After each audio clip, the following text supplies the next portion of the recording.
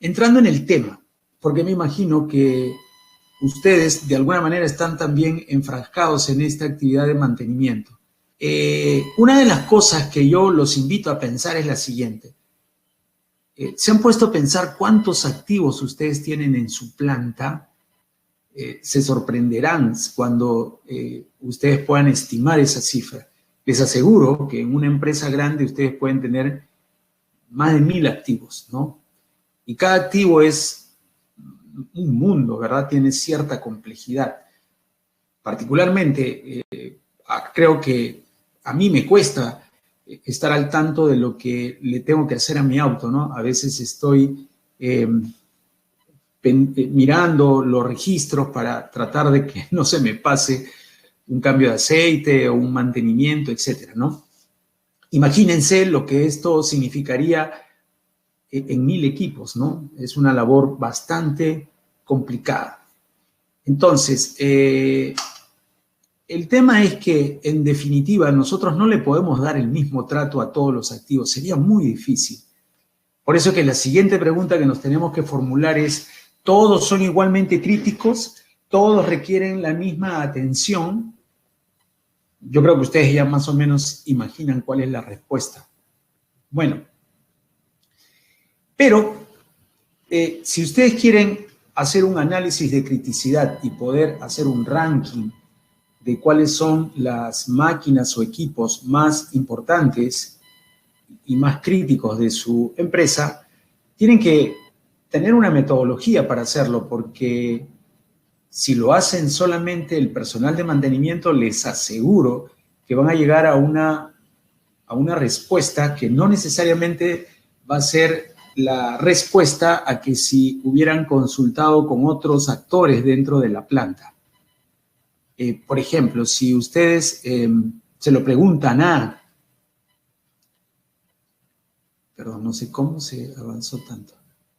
Si ustedes le preguntan al encargado de operaciones, le va a decir probablemente que es este activo. Si se lo preguntan a la persona de seguridad, les puede decir de pronto que es este activo. Si se lo preguntan al responsable de medio ambiente, quizás tenga otra elección. De seguro, si se lo preguntan al jefe de producción, ni qué decir. Si se lo preguntan al médico de la planta, también, ¿no? Va a tener otra elección. Y si se lo preguntan al jefe de mantenimiento, probablemente va a tener otra elección. Entonces, pero ¿cuál sería en todo caso la elección correcta, la más justa, la más consensuada? Evidentemente que eso hay que hacerlo a través de una herramienta y tratar de sopesar a todos, porque en algún momento alguna de estas personas nos va a dar un dato que hay que tomar en cuenta. Entonces, lo interesante aquí sería que aquellos equipos que salgan con una alta criticidad visto por todas las lupas, entonces ni vuelta que darle que sería un equipo de los más críticos, ¿verdad? Entonces, una de las cosas que nosotros vamos a ver en la parte inicial del curso es precisamente plantear cuáles son los métodos para hallar la criticidad de los activos. No vamos a ver solamente un método porque resulta que hay organizaciones donde no va a ser tan fácil aplicar un método en particular. Entonces, cuando no se puede aplicar un método en particular, hay que elegir otro. Siempre, para la tranquilidad de todos, siempre se puede contar con algún método que nos permita medir la criticidad de los activos. ¿Y qué es lo que vamos a hacer con esta información? Pues lo que ustedes imaginan. Vamos a priorizar a través de ese ranking a las órdenes relacionadas con estos equipos, vamos a priorizar presupuestos, vamos a diseñar planes de mantenimiento especiales para estos equipos que les aseguro no se van a parecer a los planes que el propio fabricante recomienda en sus manuales. O sea, vamos a romper también con ese tabú que la mayoría piensa, es que el mejor plan es el que viene del fabricante, ¿no? No necesariamente es así. Si nosotros aplicamos bien esta metodología, ese va a ser el mejor plan. Vamos a establecer, inclusive con esta información, una lista de equipos críticos, obviamente que no solamente con el análisis de criticidad, sino con análisis posteriores que vamos a ver en el curso, podemos establecer también cuáles son esta lista de repuestos críticos que es importante que nosotros tengamos en planta.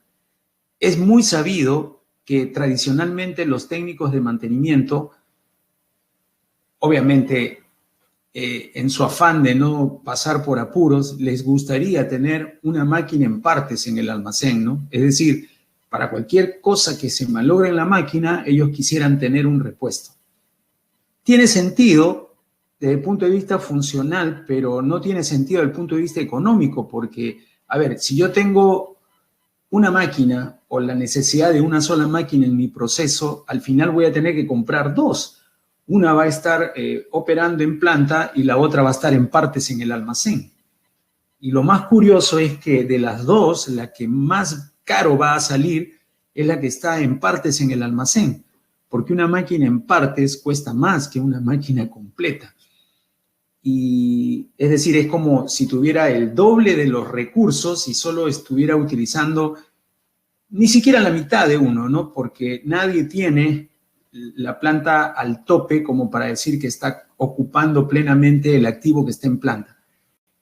Vale decir, sería un pésimo negocio. Entonces, ¿qué repuestos tengo que tener en el almacén? Ese es un tema que hay que analizarlo con las herramientas adecuadas. Y eso es lo que vamos a hacer.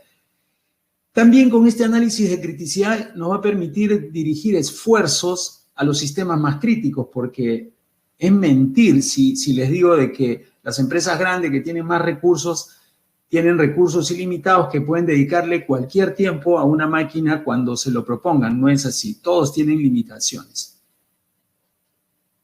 Bueno, una de las cosas que también vamos a hacer, y es importante, ya lo dije, es establecer cuáles son los criterios que nos van a ayudar a seleccionar los equipos críticos y cuál es el método que se ajusta mejor a las necesidades de mi compañía. Y bueno, aquí hay una secuencia de pasos que se van a seguir para hacer este análisis de criticidad, ¿no? Este es como un adelanto de lo que se va a ver en el curso. Hay varios modelos para hallar la criticidad de un activo. El modelo más usado, el más común y el que me imagino ustedes también habrán usado en algún momento es esta que dice que la criticidad o el riesgo de una máquina es igual a la frecuencia por su consecuencia, ¿no? Tiene sentido, es decir, una máquina que falla a menudo es más crítica, ¿no? Y si encima las consecuencias que no generan al negocio son graves, entonces es como la tormenta perfecta, ¿no? La peor combinación, frecuencia por consecuencia. Entonces, de esa manera, normalmente se mide la criticidad de un activo. Entonces, la frecuencia es el número de fallas que presenta en un determinado tiempo y la consecuencia es el impacto operacional más los costos que involucra una detención de ese equipo, ¿no? En términos de mantenimiento, en términos de seguridad y medio ambiente, en términos inclusive de calidad, ¿no? Porque esta fórmula todavía puede crecer un poco, ¿no? Y en algunos casos el impacto operacional puede estar ponderado por un parámetro que se llama flexibilidad y que se refiere a que si ese activo tiene o no stand-by, ¿no? A veces tiene un stand-by que lo reemplaza completamente o a veces se tiene un stand-by que lo reemplaza parcialmente. Entonces, para cada caso habrá un factor de flexibilidad que ajustará un poco este impacto operacional.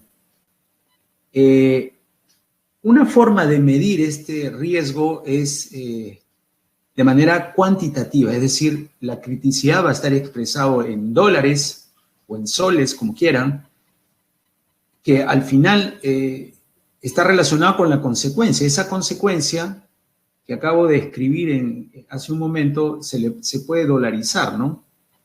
Siempre para un periodo de tiempo. Y si lo multiplicamos por el número de veces que suele ocurrir esto en una máquina en particular, eso se va a convertir en un monto que, de hecho, si es más grande, el equipo va a ser más crítico, ¿verdad? Esa es una forma de hacerlo. Pero también hay que reconocer que esta manera es a veces difícil de lograr en la práctica porque se requiere información histórica y se requiere mucho conocimiento de su máquina, ¿no? Es decir, cuánto pierdo si esta máquina para, cuánto en promedio estoy gastando en su mantenimiento, qué impacto me está generando en términos de dinero en el medio ambiente o en la seguridad, en la calidad, en fin. O sea, se requiere bastante información para poder ponderar a cada máquina de acuerdo a esta relación. Entonces, el otro método que también se puede usar es más cualitativo, ¿no? Y que puede ser que sea al final la mejor opción que se tiene, ¿no? Cuando no se posee toda la información que se necesita.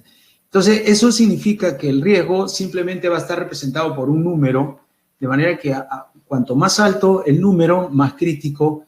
La frecuencia va a estar representado por otro número, que eso sí tiene que ver con la frecuencia que ocurre en los problemas, y la consecuencia vamos a relacionarla con un número que expresa más o menos entre qué rangos podría estar el costo de la consecuencia, ¿no? Y para este caso semi-cuantitativo, lo que necesitamos es crear tablas como las que estoy mostrando, donde de alguna manera ponderemos cuál es el impacto de la producción, ¿no? Por ejemplo, si es mayor a $10,000, el valor o el número equivalente que vamos a usar podría ser 10. Si es equivalente a $9,000, el número podría ser 9 y así, ¿no? Entonces, cuando vayamos a valorar un equipo, posiblemente no tengamos la historia exacta, pero al ojo podemos decir, mira, esto más o menos creo que me está saliendo tanto, y entonces elijo un número, ¿verdad? Esa es la manera de usar la tabla. El impacto a la calidad también podría yo transformarlo a números teniendo alguna lógica detrás. Por ejemplo, si el problema me impacta a la calidad de manera local, podría ponerle un 6. Si me impacta a nivel nacional y encima me compromete con algunos asuntos legales que me pueden significar una multa, podría ser el valor más alto. Y si no tiene mayor trascendencia y prácticamente el cliente ni se va a enterar, podría ser un 1. ¿Sí me entienden? O sea, en cada caso hay que preparar una tabla. No es tan fácil, parece fácil, pero no es tan fácil. El costo de mantenimiento, lo mismo, podemos establecer escalas de manera similar al impacto a la producción. El impacto a la seguridad también podríamos escribir algo al respecto y conforme a eso darle una escala. Y la flexibilidad es el factor que podría atenuar el impacto de la producción si es que el equipo tiene stand-by o no lo tiene. En este caso, lo multiplica por 1 si tiene stand-by, ¿no? Pero podría multiplicarlo por 0.5 también, ¿no? Para bajarle un poco el efecto. O sea, este es un tema que cada quien tiene que analizar en su realidad particular. Y luego viene la frecuencia de falla, ¿no? Podrían ustedes decir, si es más de 10 al año, es valor 1. Si está entre 10 y 20, valor 2. Finalmente, yo voy a tomar estos valores y el respaldo está a la derecha, ¿no? No es exacto, evidentemente, pero es mejor a no hacer nada, ¿no? ¿Listo? Esa es la otra manera. Y vamos a ver casos prácticos, más o menos tomando en cuenta información como esta, que ustedes de hecho pueden tener de su planta, y con esta información nosotros ya estaríamos en condiciones de hacer un análisis de criticidad y poder ponderar, ¿no?, a estos equipos y colocarlos en orden de importancia. Y después, inclusive, podemos hacer un Pareto, y ustedes saben que al final se cumple la relación de Pareto, es decir, solo el 20% de los equipos me están generando el 80% de mis problemas. Entonces, ¿me conviene saber cuál es ese 20%? Por supuesto, ¿verdad? Y lo vamos a poder lograr con este análisis. Ahora, si yo, por ejemplo, no tengo esa información y mi planta es un tanto diferente, también se puede establecer algún modelo que mida la consecuencia de una manera diferente, ¿no? Fijando algunos parámetros, ¿no? Como por ejemplo la afectación a la producción, la afectación a la calidad, la afectación a otros equipos, etcétera, ¿no? Y ponderar, entendiéndose de que cuanto más alto es este puntaje, que puede ser una escala de 5 a 1, más impacto está causando al parámetro que se está evaluando, ¿no? Y si ustedes quieren todavía ser mucho más exquisitos, podrían poner pesos a cada criterio, de manera que adrede podrían sesgar el resultado hacia algún parámetro o criterio en particular que la empresa considere como importante, ¿no?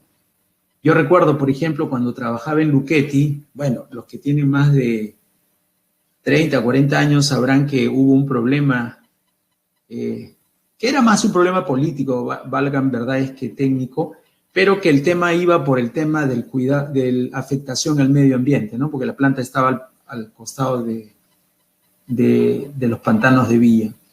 Entonces, obviamente, teníamos todas las cámaras encima de nosotros para ver si nuestra caldera botaba un poquito de humo o hacíamos un poquito más de ruido, qué sé yo, ¿no?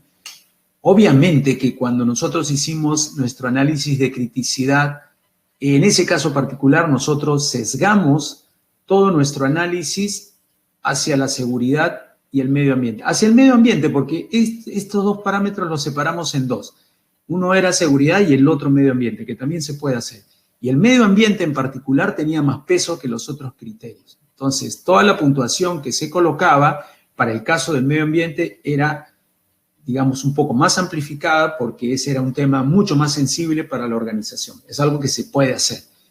Y si ustedes todavía quieren afinar más el modelo, podrían colocar un parámetro relativo, o sea, otro peso relativo al proceso donde el equipo está. Porque, a ver, si yo tengo dos transportadores que son exactamente iguales, pero uno está en el proceso 1 y el otro está en el proceso 2, puede ser que por el hecho de estar en el proceso 2 sea más crítico que el otro, ¿no? Por el propio proceso. Entonces, también yo podría sesgar si eso es lo que necesito y de esa manera tener un resultado de criticidad que es un tanto diferente a cómo se ha llegado a este tema en el análisis anterior, ¿verdad? Es posible también hacer esto si ustedes lo desean. Y para eso tengo varios ejemplos donde en diferentes empresas con diferentes realidades y diferentes objetivos se han usado uno u otro, ¿no? Inclusive hay otros modelos más que se pueden llegar a revisar en clase. Muy bien.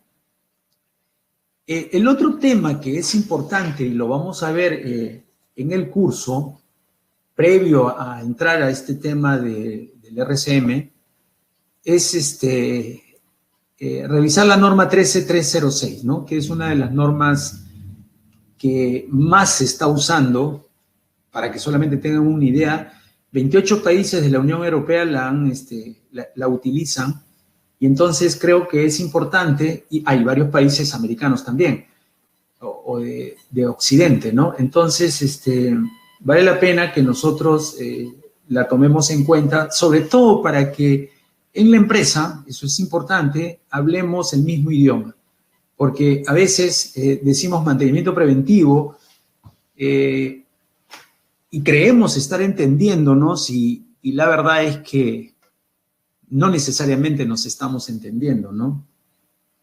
Sin ir muy lejos, ¿ya? Solamente para ponérselo como ejemplo. Una vez hice una auditoría en una empresa grande y el gerente general lo que quería que yo auditara era cuál era el nivel de preventivo que se hacía en la planta versus el nivel de correctivo.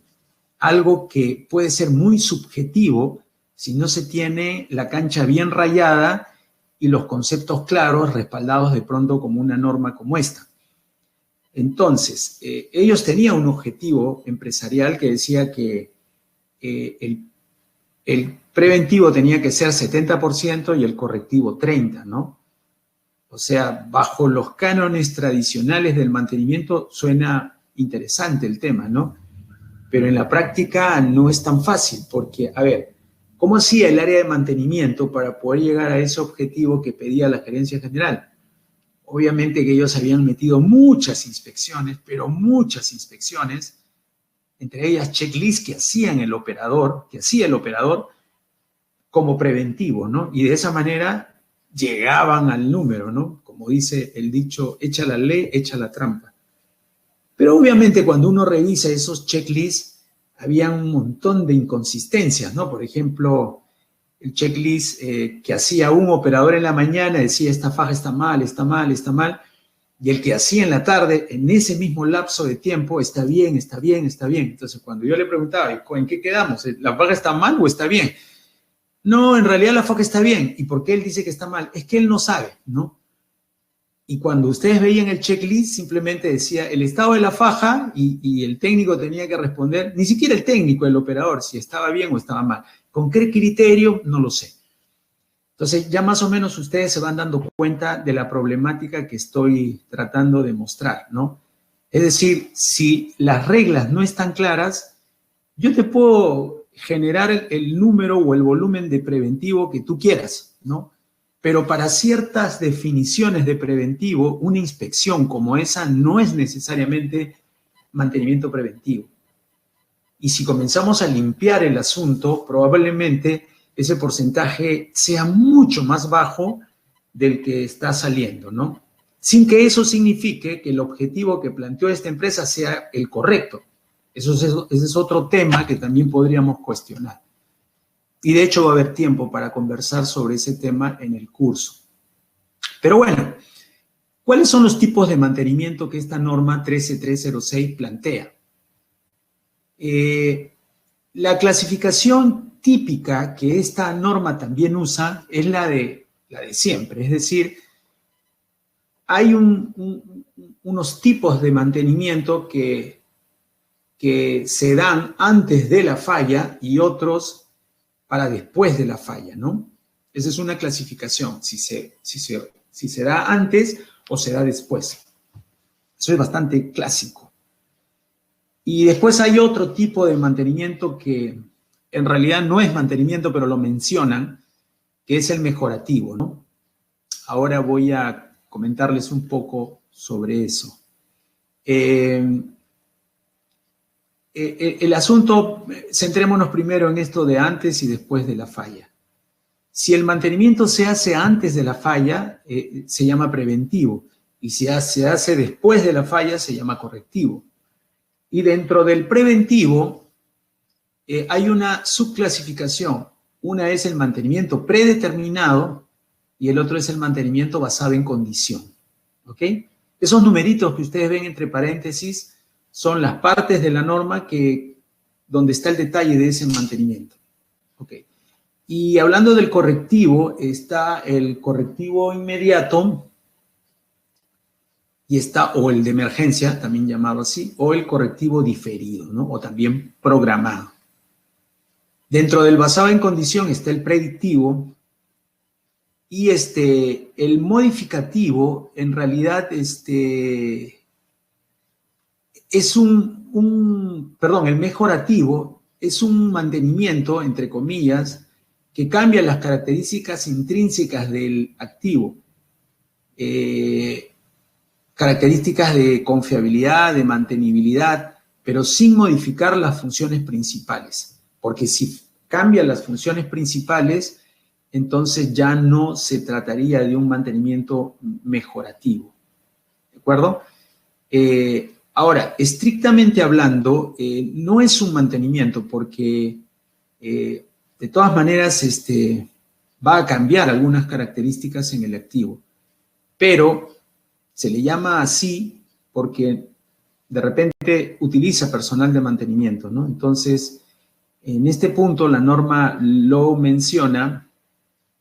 No, perdón, a ver, espérense un ratito, voy a sacar esto para que se pueda ver mejor esto. A ver, un segundito. Ya. Ya. El mantenimiento mejorativo no modifica las funciones de la máquina, como les había dicho. Pero hay otro mantenimiento que también está en la norma que se llama modificativo, donde la función de mantenimiento puede ser cambiada, ¿no? Ustedes saben que los activos están basados a sus funciones. Y si yo cambio su función, la actividad que usé para cambiar sus funciones no es precisamente un mantenimiento. Puede ser un rediseño, no sé, como quieran llamarlo. Pero muchos le llaman mantenimiento. Y la norma lo ha mencionado como mantenimiento mejorativo, pero hace la observación de que, estrictamente hablando, no es un mantenimiento, ¿no? Solamente lo menciona. Ok, la carnecita está aquí, ¿ok? Bien.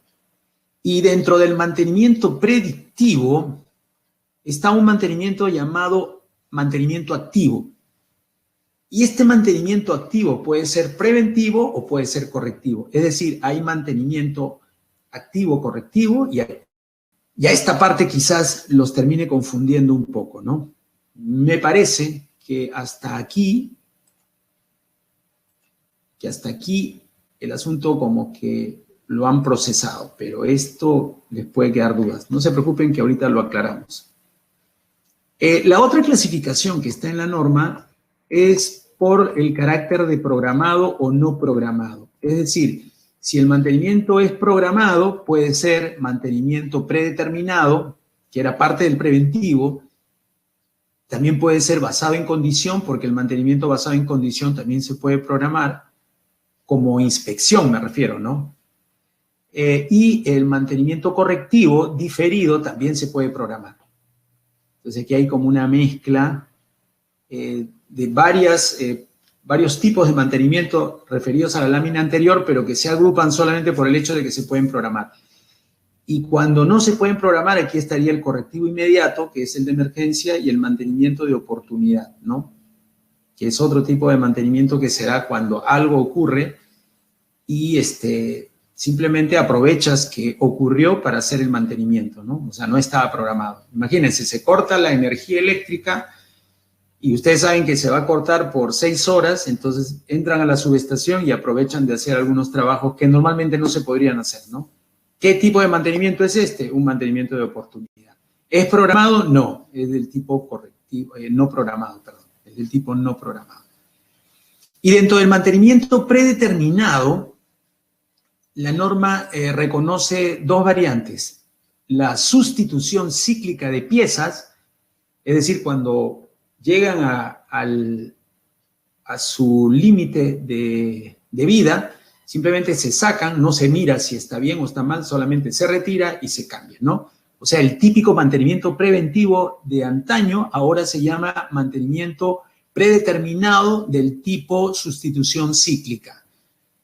Y hay una variante cuando el componente no se tira, pero sí se tiene que realizar algún tipo de actividad. Por ejemplo, si es una cuchilla, a las 400 horas saco la cuchilla y la afilo, ¿no? Y la vuelvo a colocar.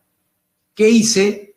Un servicio cíclico, ¿no? O un reacondicionamiento cíclico. Cada 400 horas saco la cuchilla, la afilo y la vuelvo a colocar. Son dos variantes, sustitución cíclica y reacondicionamiento cíclico de un mantenimiento que ahora se llama predeterminado, por lo menos en la norma 13306, ¿ok? Bien, les había prometido, perdón, y aquí este nombre que tienen aquí también es compartido por la norma 14224, ¿no? Que es otra norma que se usa mucho en mantenimiento hoy por hoy. Les había prometido que les iba a aclarar eso de mantenimiento activo preventivo y activo correctivo. Muy bien, es lo que vamos a hacer ahora.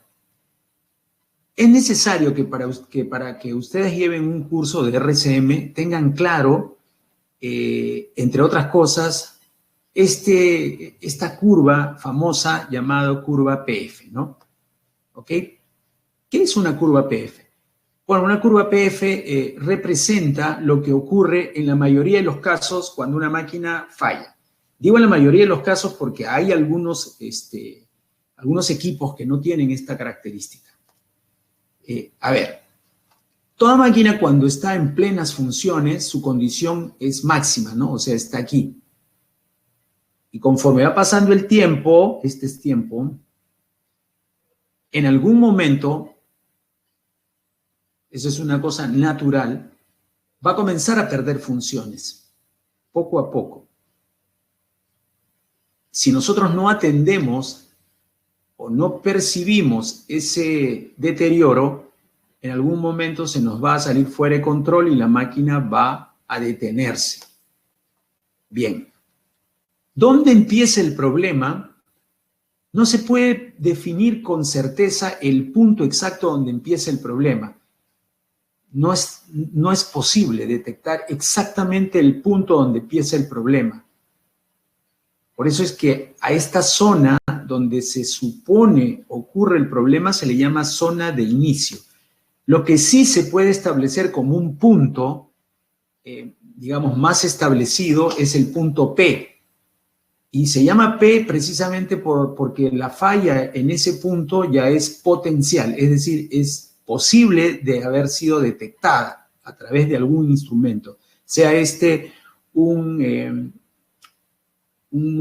análisis de vibración, un ultrasonido, bajo algún instrumento. Si yo detecté ya una anormalidad, entonces el punto P apareció, ¿no?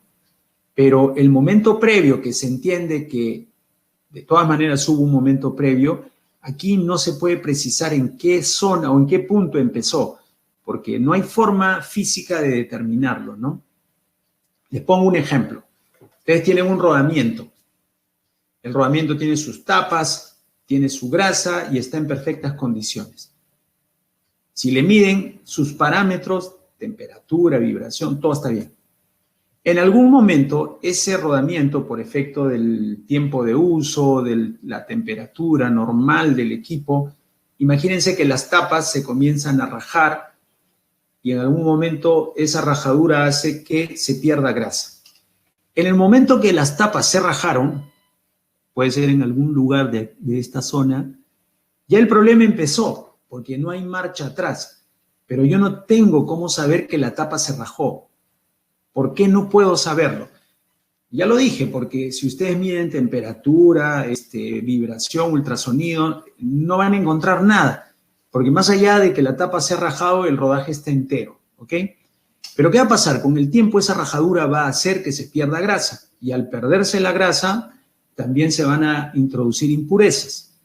Y entonces el rodamiento sí va a empezar con un proceso de deterioro. Y ese proceso de deterioro en algún punto va a generar ultrasonido, que es lo primero que genera. Y si yo lo puedo detectar a través de un instrumento, ya apareció el punto P. ¿De acuerdo? Y de ahí tengo todo este tiempo hasta acá en tomar una acción. ¿Ok?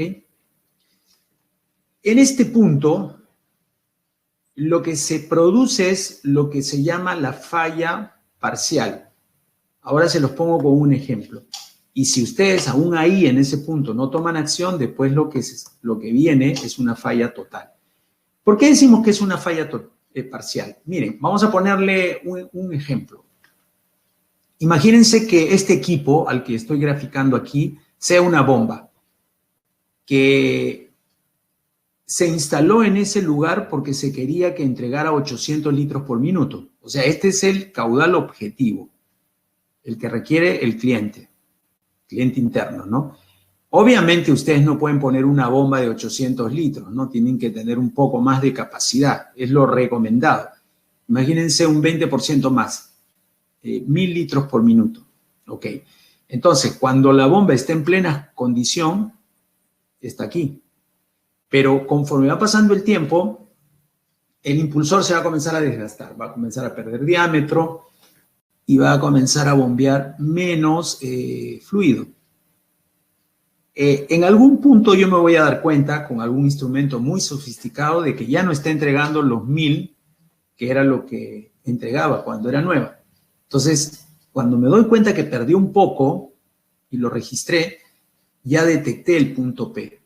¿Por qué se llama P? Porque es potencial. ¿Y por qué es potencial? Porque aun cuando ha perdido un poco de caudal, no llega a comprometer el valor ofrecido. Por lo tanto, no es considerado una falla. Es considerado una potencial falla. O sea, es como si la veo venir en el horizonte, pero todavía no es una falla. Es simplemente una falla potencial. Y va a seguir con su estatus de potencial hasta que llegue a este punto. Una vez que afecta a este valor comprometido, ya se convierte en una falla real, ¿no? Pero es del tipo parcial. Y se va a mantener como parcial, es decir, bombeando algo menos hasta que se detiene completamente. ¿Ok? Bien, ¿por qué les explico todo esto? Porque en la categoría de mantenimiento preventivo y correctivo pareciera de que la falla, que es el elemento dirimente entre esto y esto, pareciera que fuera un solo momento, ¿no? Pero en la realidad no es así. Es difícil establecer exactamente en qué momento yo digo que ya apareció la falla. En realidad aquí la falla se ve venir, pero todavía no es una falla. Aquí ya la falla se presentó. Entonces, si yo a través de un análisis predictivo detecto la falla en algún punto de esta parte, lo que se va a generar después de esa inspección predictiva, ¿saben qué es? Un mantenimiento activo preventivo. ¿Y por qué activo preventivo? Porque el problema todavía no se ha convertido en una falla, pero hay posibilidades también de que yo no lo detecte en esta zona, porque mi frecuencia de inspección es muy larga, por lo que fuera, y lo detecto aquí. Puede ser inclusive que el propio usuario no se haya dado cuenta que ustedes están bombeando menos de 800, porque él no lo usa los 800 siempre, ¿no? Entonces, pero ustedes ya están aquí ya. Entonces, en estricto rigor, ¿qué tendrían que generar? Un mantenimiento activo, pero del tipo correctivo. ¿Ok? Y a veces es mejor poderlos diferenciar, porque de esa manera también podríamos medir digamos, la eficacia de nuestra frecuencia de inspección. Es decir, si nuestra frecuencia de inspección actual me está generando solamente mantenimientos activos, correctivos, es decir, siempre llego tarde, probablemente lo que nos está diciendo eso es que tengamos que acortar la frecuencia de inspección, ¿verdad? Para que sea lo que es correcto, el mantenimiento activo preventivo, ¿ok? Bueno, muchachos, espero que con esa explicación se haya entendido. Y bueno, después viene la falla total. Inclusive podríamos reconocer algunas otras zonas que son importantes. Esta, por ejemplo, que es la zona donde la falla es potencial y al mismo tiempo es potencialmente detectable, ¿no? Porque a través de algún instrumento la puedo percibir. Y esta zona es una zona donde ya la falla no es potencial, porque ya se convirtió en una falla, ¿de acuerdo? O sea, a partir de aquí ya se convirtió en falla, o sea, ya no es una falla potencial, pero sigue siendo potencialmente detectable, porque aun cuando ya es una falla, puede ser que algunos no lo hayan detectado. Entonces, ¿se puede detectar? Sí. Entonces cambia un poco el nombre, ¿no? Y esta podría ser la zona donde solamente el problema se puede detectar de manera instrumental. Entonces, esta es la zona típica, o sea, de aquí para acá, donde se puede aplicar predictivo. Pero de aquí, aunque ustedes no lo crean, aquí hay una línea, pero de aquí para acá, ya los síntomas son tan gruesos, tan visibles, que inclusive de manera sensorial, algún buen operador puede detectar el problema. Entonces decimos que esta es la zona donde la falla es detectable de manera sensorial. Entonces, ¿aquí qué podemos aplicar? Mantenimiento basado en condición, pero sensorial, es decir, con un checklist, con una inspección que puede hacer un mecánico o un operador, ¿no? Es interesante saber que esta también es una opción. A veces uno va siempre por la opción más cara, pero desaprovecha el potencial que tiene el propio personal. Después de todo ya lo tienes y puedes inclusive con este tipo de soluciones aumentar la frecuencia de inspección mucho más de lo que puedes hacer con esto, porque aquí de hecho hay un costo de por medio. ¿De acuerdo? Bien, entonces, para ir redondeando el tema, el mundo de mantenimiento está cambiando mucho, ¿no? Y en los últimos años más todavía. Y ya las empresas han tomado conciencia que el mantenimiento no solamente afecta al funcionamiento de las máquinas, sino afecta a la seguridad, afecta al medio ambiente, afecta a la calidad, afecta a la productividad, afecta a los costos. En general, podemos decir que la actividad de mantenimiento se convierte hoy por hoy en una actividad crítica en la mayoría de las empresas mineras industriales. y ya no puede ser un tema que se maneje así, tan ligero, ¿no? Es un tema donde hay bastante dinero de por medio, ¿ok? Por lo tanto, utilizar metodologías como esta del RCM resultan ser muy pertinentes, ¿no? Y donde ustedes pueden sacar mucho provecho. Bueno, entonces, ¿qué es mantenimiento centrado en confiabilidad? Bueno, es un proceso utilizado para determinar qué se debe hacer para asegurar que los activos sigan haciendo aquello que sus clientes quieren que hagan. Es un tema bastante interesante, ¿no? Porque los activos, por lo menos en este análisis, valen no por lo que son, sino por lo que hacen. Es decir, el usuario los compra por la función que necesitan. Es decir, ¿por qué compra una empresa un compresor? Porque le gustan los compresores. Este compresor tiene un diseño muy nice, su color plateado me encanta. Fíjate que voy a llevar a mis amigos para que vean mi compresor. No, no es así. Hay muchos empresarios que saben que en su planta hay un compresor, pero jamás lo han conocido personalmente, ni les interesa conocerlo. Es decir, en tanto ellos sepan que tienen aire comprimido en la planta, es suficiente. Entonces recuerden esto, los usuarios compran los activos por la función que desempeñan. Y el RCM lo que tiene que garantizar es que esas funciones siempre estén presentes. No se encarga de mantener al activo, por si acaso. Pareciera que es lo mismo, pero no es lo mismo.